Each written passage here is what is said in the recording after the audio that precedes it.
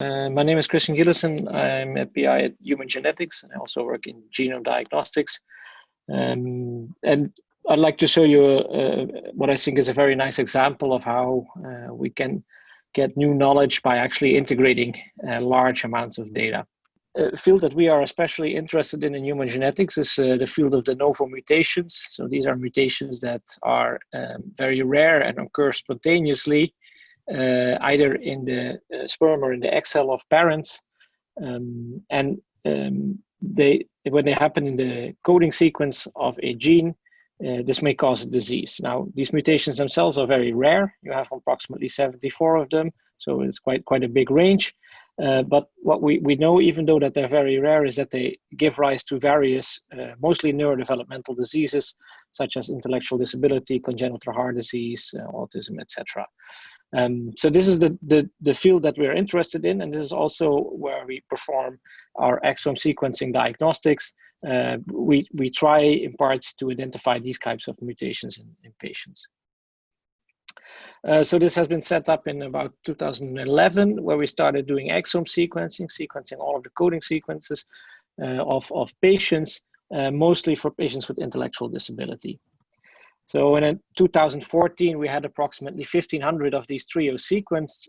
But what we noticed is that all of these patients are interpreted in isolation. So that means we have a molecular geneticist. He looks at the results for a single patient and then interprets that on the spot. And our idea was at that time, can we actually do this better? Can we, by performing an analysis on the entire cohort of patients at the same time, can we actually identify new things that were missed when you look at things one by one? So this is what we did. We started out with a cohort of 2,100 trios, of which a large degree were ours, but also there were many from other published studies. We discarded the DeNovo mutations in known or established genes, and then worked with all of the mutations that we found in novel, unknown genes not associated with intellectual disability. Then we performed a statistical enrichment analysis, which I won't go into detail, but basically looks at whether we have genes in which we find more mutations than we expect, and we see what comes out. Now, this worked surprisingly well. This is basically the result that came out. We identified 10 genes that passed the statistical significance threshold, in which we identified either more functional mutations or more loss of function mutations in gene than that we would be expecting if this were a cohort of healthy individuals. Now, just to make this a little bit concrete, because this is all lots of numbers, from these 10 novel genes, we got in total in our cohort just alone 90 novel diagnoses. And I just want to show you one of them. This was gene TLK2 that we identified. What you can see on top is the gene cells, and what you should note is that of the mutations that we found, 3 of them were from an external cohort that we used, and only 2 of them were our own cohort. So you can see that only by actually combining these cohorts do we get the statistical power to identify this type of gene. And obviously, once we had these genes, we did lots of follow-up and tried to see if we could match the phenotypes to, in the end, make the case that these genes are probably involved in intellectual disability. So a big criticism of these kinds of studies is that they're all rather statistical, and that it's always remains a little bit unclear whether they really provide any proof. So a few years later, we actually went back and we looked at all of the genes that we identified, that you can see here on the left. These are the genes that we identified in 2 studies where we took a statistical approach, and we looked at whether these were actually confirmed in the literature by dedicated follow-up studies or not. And it turns out all of these genes have now been established, except for a single gene, which I won't go into the reasons for that, but I can answer that if there's any questions. So basically, these methods work. We can't just, by putting data together, coming up with a suitable statistical model, we can actually identify genes reliably. So inspired by this success, we decided to take this even further. And we collaborated with 2 other institutes, GeneDx, which is a diagnostic testing company in the US, and the DDD study in the UK. And we pooled all of our data together. So in total, this gave rise to about 31,000 trios with severe developmental disorders. So this means roughly 100,000 exomes that were sequenced for this purpose. So if we put everything together, we get a set of about 45,000 de novo coding mutations. And then we use a somewhat more sophisticated method than previously to identify genes.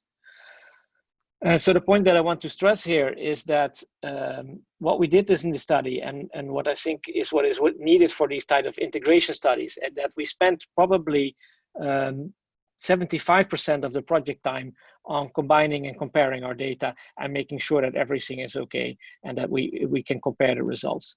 And if you look, these are the three studies, DDD, GDX, and Radboud UMC. If you look at what we find in our cohort, the fraction of males, females is very comparable after all the curation. We get similar observed over expected ratios for different types of mutations. And you can see that also the enrichment, the number of non-synonymous de novo mutations in known genes, the ratios are very much the same across the three different cohorts. And I think this is the first time that it was done on such a scale and at such a level of integration. So does that then work if we integrate all of this? Do we get good results?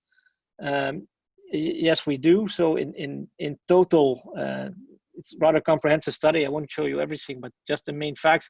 We identified 281 significant genes, largest number of significant genes ever, of which 196 were already established genes. So, nothing new there, so to speak.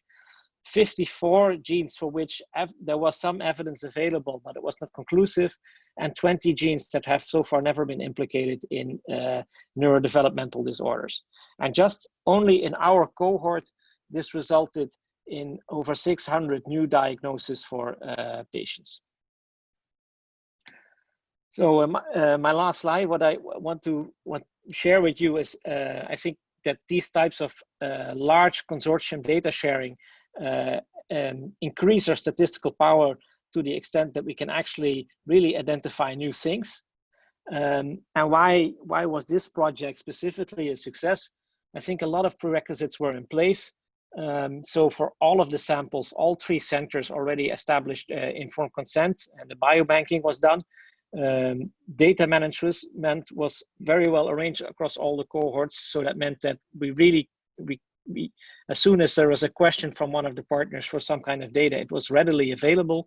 And the standardization, so pooling all of the samples together to get a one consistent cohort rather than just putting it together and doing an analysis, but really the effort in making everything equal.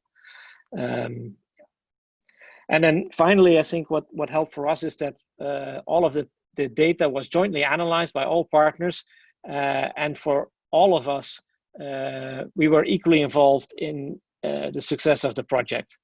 So we did not have one lead partner who did all the work, but we really jointly tried to do this work.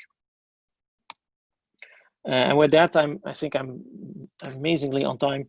I'd like to acknowledge the people who did the work, specifically Laurens van der Wiel, one of my PhD students, and Stefan Lelyveld, another PhD student, who did most of the work on our side, and then from the DDD and GeneDx, the two partners in the project.